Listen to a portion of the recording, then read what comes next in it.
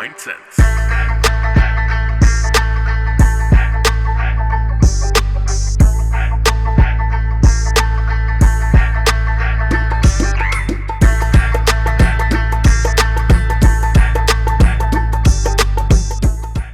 Hello, welcome back. Time to cut the nonsense. Let's talk MindSense. I'm your host, Meena J, and back in the studio with us today we have Amit Duga. Hi, thank you, Meena, for having me back in the studio. I'm really glad to be back on MindSense. So Yeah, we're glad to have you back, and missing Sarita, my co-host today. So unfortunately, apologies. so hello, Sarita, if you're watching. I hope to see you next time. So. Yes. So nice to have you back. And I know last time we had 4 of you here, and this time it's you, so we can focus on you more. Just tell us a little bit about your other film that's coming out, how you came about that, and all the kind of work that you've been doing. Basically, I graduated film school in 2017, and I kind of, I had writer's block for about a year, and I really wanted to make a film, and I generally wanted to make an action film because that's my favorite genre, and films like that, they weren't really allowed in film school because film school had its restrictions and stuff. Okay. So I really wanted to make action, but I don't want to make just a action film with no story. I want it to have meaning and a strong story too. So I definitely looked into some films for inspiration. Like, best way, if you have writer's block, tip for the writers out there, if you have writer's block, watch films, because that really gets your imagination and your creativity going. So I wanted to focus on Indo-Canadian gang violence, but I didn't want to do a repeat of films that I've done it before, because Jaquil Campbell, who was in here last time, he did a beautiful film called Help Wanted, which was his film school graduation project, and that was focusing on Indo-Canadian gang violence. And I didn't want to do, that was a drama, I didn't want to do just another drama, I wanted to do something different. And so I thought, okay, I'll do Indo-Canadian gang violence, with action. But the line I didn't want to cross was, I didn't want to make a film that's glorifying the violence. And I mean, there's been a few films in the past about Indo-Canadian gang violence that have just kind of shown that it's cool to be in the gang life, and there's not really much sorrow about events that happen and stuff. And I won't name names, but I didn't want to do that. I wanted to show, capture realism as best as I could, but then also throw in, some action and thrills and entertainment in there. So, Yeah. I know in many years now, the amount of gang violence, gang deaths, especially in our community, Indo-Canadian community, has increased. I mean, you're always hearing something. So it's increased. So is that what inspired you to pick that topic and want to create awareness? Because, I mean, like you said, the way you portrayed or the way you made your film is different, and it does capture the really negative side of it. Yeah, that definitely, it was the big inspiration for me, hearing about it, seeing it in the newspaper, seeing it online, it's just such a, and continues to this day to be such a big thing in our society, right? So I think, I thought that would be a great way to, show more awareness, right? Because I know there's films being made about it every now and then, but not continuously, I find. So I think, it's been a while since something like that has been tackled, so I thought I'd tackle that topic. Right? And so making the film and, targeting the gang violence, what was your goal, or what do you want to accomplish with this film for the people that are watching? I mean, it could be people that are already in gangs, not in gangs, people that have children. What was your motive, or what message you want to give? My motive and message basically were to show that once you're in the gang life, there's no way out. So, in the film, we're focusing on a former gang member who wants to live a new life with his wife, but, his vengeful cousin brother slash ex-boss, you know, still has a deal to settle with him. So really, you know, I won't spoil it, but at the end of the film, we find that, you know, his actions have caused so much pain and sorrow, and, you know, that's what I'm trying to show with, you know, when you're in like that kind of lifestyle, it doesn't escape you, and people around you who care about you, who love you, they are, you know, at risk as well. So, Yeah. you know, it's not just you putting yourself on at risk, but it's other people around Yeah. you, right? And what do you think, or your take is on it, that the increase in gang violence? I mean, I know I've been here for years, and I've heard about it for years, you know, like the Bindi Johal days, and then, but now it seemed like it was kind of, you didn't hear, and then it came up again. What do you think the reasons are? What do you think? Why it comes up and then doesn't come up and then comes up Yeah. again? Like, I think, this is just my personal opinion. I think maybe it's when major things happen. Not saying the gang violence is going and then just stops, then goes again. I think it's always going, but I think major things like death or, you know, other like horrible things, when those things happen and they're like the headline of the news, I think that's when, you know, it's brought back into the light again, but I don't think it's ever just stopped. You know, like when we don't hear about it, I think it's still going, but maybe they're just focusing on other things, right? So, And you know, our Punjabi movies that we watch, and you know, it's said before that sometimes the violence that's glorified in there, where the hero, the, you know, the lover, the man, the guy is always beating up people, or you know, related to gangs and using guns. What's your take on that? Has that influenced this new generation, the new people, the guys going into this? I think so. I think, you know, because I've been asked this question a lot, actually, because I've been asked, do I think that violence in real life, or violence in film, sorry, causes violence in real life? And my personal opinion, I don't think it does, but I think the people who you could say have been influenced by films and stuff, I think, you know, it's people who have an illness, have some sort of mental illness, and, you know, again, even not just with films, but like, I think it also comes down to how you're brought up and where you're brought up. So I think, you know, doing my research, people or young men, Indo-Canadian men, they've joined gangs for, you know, wealth, power, but also, you know, some, I've also read that, you know, they're, you know, belonging, maybe, like yeah, a sense of belonging some somewhere. sense of belonging, yeah, like Yeah. some have been spoiled by their parents, so they think that they can just get away with anything. Some actually have been neglected by their parents, so they think, you know, joining that kind of lifestyle and feeling that happiness and power, you know, that's a good thing. So I think really it comes down to, I think in the newer generation, I honestly think it's more about how you're brought up and where you're brought up. And I think that applies to not only just gang violence, but also to any sort of negative or, you know, bad habits.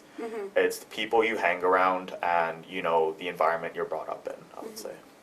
Yeah, and so when we make or you make a film like that, that has a strong message, and you want to target, you know, the audience, our Indo-Canadian community, and also create awareness for other communities, how do you choose who should play what, or what character is suited? Like, how do you kind of come up with a plan of how it's going to make that impact that you hope for? I think really, you know, following classic narrative structure, you always need the protagonist, you always need some sort of like antagonizing force for the protagonist. You know, it's the hero's journey after all, right? That can be a person, in this case in the film it is a person. It can be a place, it can be spiritual, like it can be anything, right? Just something that, you know, the protagonist has to conquer at the end, right? Or fail to conquer, like Yeah. that's the thrill of the story, right? But I think in this particular film, what I did was I wanted to show really how twisted some people can be. Some people in this gang lifestyle can be. Because I've read stories, and not even just Indo-Canadian gangs, but worldwide gangs, Yeah. you know. I've read some really disgusting things that people have done to other people for, you know, not paying them money on time or not killing someone like they're instructed to, or, you know, whatever. Yeah, I've read some really gruesome things that have been done. So I wanted to capture in my film exactly how gruesome this main antagonist is. And the big shocker is the main character, my character, he's related to the antagonist. They're cousin brothers. So really, you know, a big shock value of the film is really, you know, it comes down to the antagonist feeling betrayed, because it comes back to that family element, right? So really, he feels betrayed. So, you know, the big shocker is, you know, we'll see exactly how he takes out his anger on his own family, right? So, Yeah. but yeah. Yeah, I mean, that's true. I've heard before too, I'm not sure if you're familiar with Her Time, but the officers, they focus on, I guess, women that are connected to people or men in gangs. Right. And then they had done a presentation and they had mentioned, whereas before there were some rules in gangs where they don't go after women or children or wives, but now like there's no rules, so it doesn't matter if it's children. So it's getting even more so like out of our thinking of how Yeah. people can do that. Yeah. Well, they're targeting children as young as like maybe 8, 9, 10 years old now, right? Yeah. So, and with women, you know, I won't get into detail, but there's some disgusting things they do with women now with the gang life and stuff too, right? Yeah. So. Yeah. So what is the movie called, and how did you come up with that name? So the film's called Prisoner, and basically I came up with the title because it's basically showing that the main character is a prisoner in this gang lifestyle now. So basically, you know, you're locked in a cell, and, you know, for however long, could be forever, right? Yeah. And I just wanted to, I didn't want to call it something like, you know, gang life member or something like that, right? Yeah. So I wanted to really show, and that goes back to the premise of the film, showing once you're in, there's no way out. So you feel like a prisoner, you feel, you know, imprisoned. So that's why I decided to call it that. And then, so you also act in the movie as the main character. How many films have you acted in that you've directed or other people have directed?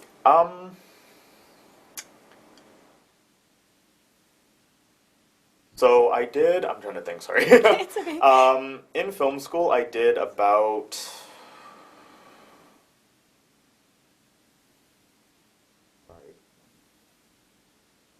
5 films, and I was the lead in 2 of them.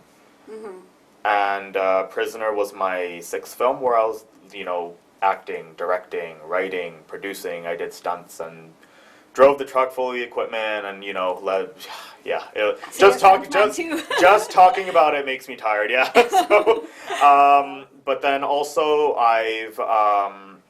recently I've acted in an indie feature, and I've gonna be acting soon in a action short film as well. So, and then I've done like little background roles. I don't know if you want to count those, but I've done a little background Everything here and counts. there. Everything counts. Yeah, like I was actually background in Biba Boys by Deepa Okay, Mehta. Yeah, yeah. and then I've done like background in a few independent shorts and stuff like that. But as a lead, it's only been about 3 films of mine. And when does Prisoner come out or released to the general public? That is a question. He's still undecided because I'm still, it's in this festival runs right now. Yeah. And it probably will be for a few years or so, because the thing is with festivals is it takes months to hear back Yeah. from them. So, you know, still a little bit of a wait, but eventually my goal is to get it on Amazon Prime, hopefully. So, but Okay. it's unfortunately it's TBA right now, the date. So. Okay. So, you know, you yourself growing up in an Indo-Canadian household, going to school, and then having this vision of creating movies that are going to make a difference, create awareness, and hopefully make some sort of a difference, a positive impact in society. What was your inspiration like growing up? How did you keep yourself away from the negativities? Or, you know, as we grow up, we're kids, we get influenced. So how did you kind of keep yourself focused? I think ever since I was little, I really liked doing my own thing. Like I always like, you know, my mom would always tell me and my older brother to go play outside. He would play outside and, you know, do his thing and, you know, help my naniji and nanaji in the garden and stuff like that. And then, alas, he became a owner for a landscaping company. Okay. So then I stayed inside and watched movies and, you know, drew a lot and did visual stories and played with toys a lot and made stories and now I'm a filmmaker. So Yeah. it all worked out, right? But Yeah.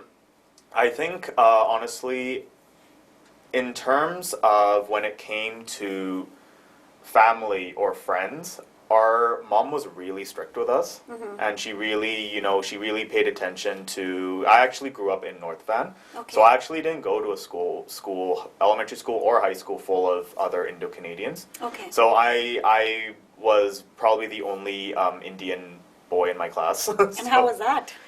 Um, it was good. I mean, I made friends, which was great, but for some reason, girls didn't want to talk to me. I don't know why. I don't know if it was because I enjoyed playing Star Wars with my friends during lunch break and they saw us as nerds. I don't know, but honestly, growing up, it didn't feel different at all. And yeah, like I had a good group of friends, and that was another thing. Like our mom paid attention to who we hung out with too. Yeah. Not just, oh, mom, I'm going out. Okay, bye. No, like she knew.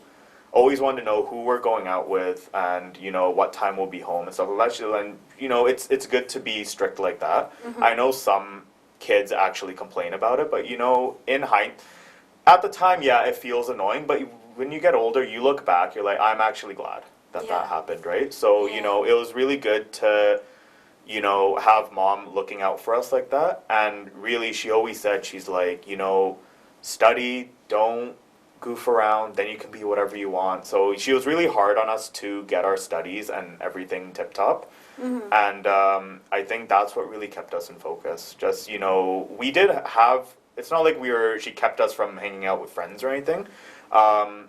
She let us hang out with friends whenever we wanted, but also made sure, you know, we were on top of our studies as well. If we were falling behind, she'd be like, no, you can't talk with them today, you can't hang out with them today until your grades go up, kind of thing. So really, it was, I think, to answer your question, like how I kept focus was because of my mom. So. Yeah, I mean that's good. You know, we like you said, this kids need routine, and sometimes we think that parents are strict, but in the long run, and we don't know until we're older, right? Yeah. What that's all about. And really, there's no kind of right or wrong or manual of being parents. You just try your best and hope for the best. Hopefully, yeah. And that's exactly what it is, because I just remember, you know, at the time of a teenager, looking back, I was just such an idiot. Yeah. At the time, I'm like, oh, I know everything. You don't know anything, Mom. You know, Yes. I know what I'm doing. Looking back now, I'm like, yeah, I didn't know anything. So, and yeah, no, honestly, it's like, as you're saying, like, it's really good to have parents behind your back. And again, I think that's one of the reasons some people, you know, get into drugs or get into this kind of lifestyle, because you know they don't always have the support from their parents, right? So they try and look for validation and support elsewhere, right? So. Yeah, you know, when I look at especially our Punjabi community, it's about a lot of the kava, or, you know, a lot of chase after the status. You know, parents or grown-ups want to have the status, have the money, have the house, and somewhere kids get left behind, even Yeah. though they think they're not leaving them behind, but somewhere there's that disconnect. And obviously, I mean, from generation to generation, the thinking changes. Right. You know, from the next generation, their thinking will be different. So it's a learning for both. Right. For the parents watching, what would you say to them regarding who have young kids or who have teenagers? What would you, a piece of advice or piece of something that is valuable, what would you say to them? For who, when they watch Prisoner? Yeah, or in general, like Or in general. about kids growing up, and you know what helped you, or what you think, especially young men need. Honestly, young men, kids together, but young men as well, right? They need their parents, I would say, right? And you know, I won't go into detail, but mom's always been the one there for us. So even today, like, you know, I'm more independent now. I'm 25, so I hope I'm more independent now. But, you know, there's still things where, you know, I don't know, and I still go to my mom, right? And she's always there, right? So, and I think that's a good life, and making sure they're brought up well and healthy and stuff like that. Not comparing with your sisters or whoever about how much land you have or how much, you know, money you make or how much, like, it's, I really don't understand why it's like that in our community, to be honest with you. True. I mean, we've on the show we've talked before about you know, like when we come down to it, it's comparing. You know, when we're talking about how we feel about ourselves and feeling good about ourselves or positivity, we're always in this comparing mode with other people. That person has done this, and I should be achieving that. Right. So I don't know. I mean, maybe like in human nature we're built that way, which needs to change, because at the end of the day it's you and your kids, your family, that, you know, are going to benefit from whatever you have or what you do as a family unit. So what else do you like doing? What are some of your hobbies? We know you make great films, you're an actor. What else do you like doing? I like watching movies. You know what? I enjoy playing video games. I've always loved playing video games. I actually need to start making more time for that, because I think, more time for video games. Yes, that's actually on my bucket list. More time for video games. And it's weird. I used to draw a lot as a kid, and I don't draw as much anymore. But maybe that's something I can explore as well. But yeah, video games, drawing. I do go to the gym and stuff. I don't necessarily consider it a hobby, though. I just consider it lifestyle, a routine, like a routine, a healthy lifestyle, yeah. But what I enjoy doing hobby, you know, the usual, hang out with friends, family, and stuff like that. I'm really simple, actually. Look, like, you're making me think about it now. I'm like, I'm actually really simple. Like, Which is good. right? Like, I'm not a clubber. Yeah. I'm not like Oh, they closed anyway.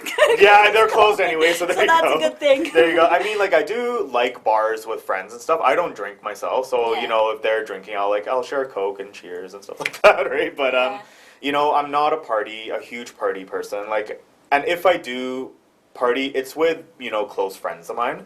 I'm not so much, you know, let's hop around downtown and stuff like that, right? But you know, yeah, watching movies is a big hobby of mine. Video games, I got to get back into. Drawing,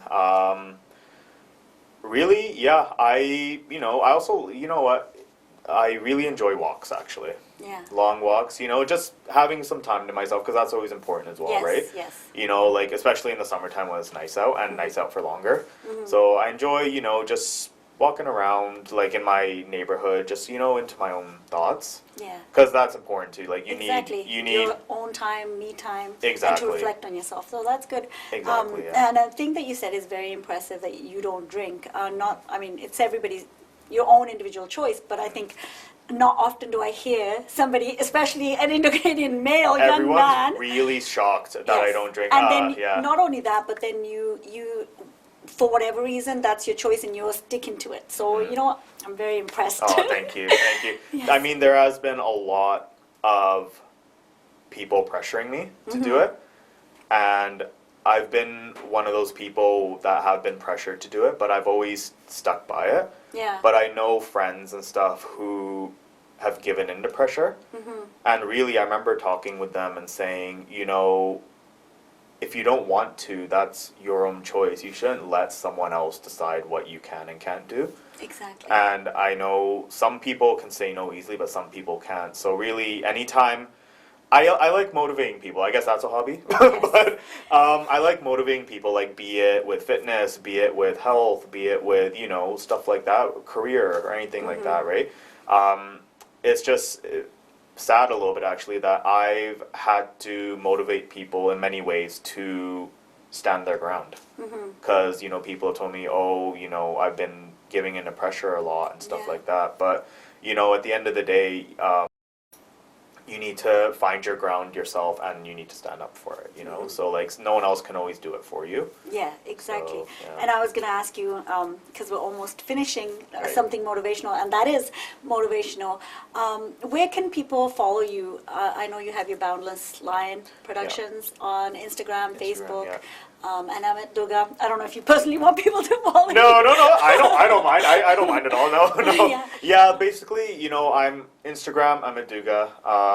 Boundless Line Productions is all Instagram. Facebook, that's really all. Like, I don't use Twitter or anything. Like, I try and keep it simple. And yeah, like, I have my Boundless Line website. It's www.boundless-lion-productions.com. So the dashes in there were, it was a long process trying to get a domain, and it was multiple mishaps that happened with trying to get the name right, so that's why the dashes are in there. But yeah, no, I'm super approachable. Some people have said they're scared to approach me. I don't know why, but you know, just, you know, send me a message, give a follow, and yeah. Well, that's great, and all the best, and looking forward to when everybody else can also watch Prisoner, a great movie. Thank you for coming in and Thank you sharing so much, again. Mina. Yeah, thank you for having me. Thank you. And until next time, this is your host, Meena J. MindSense.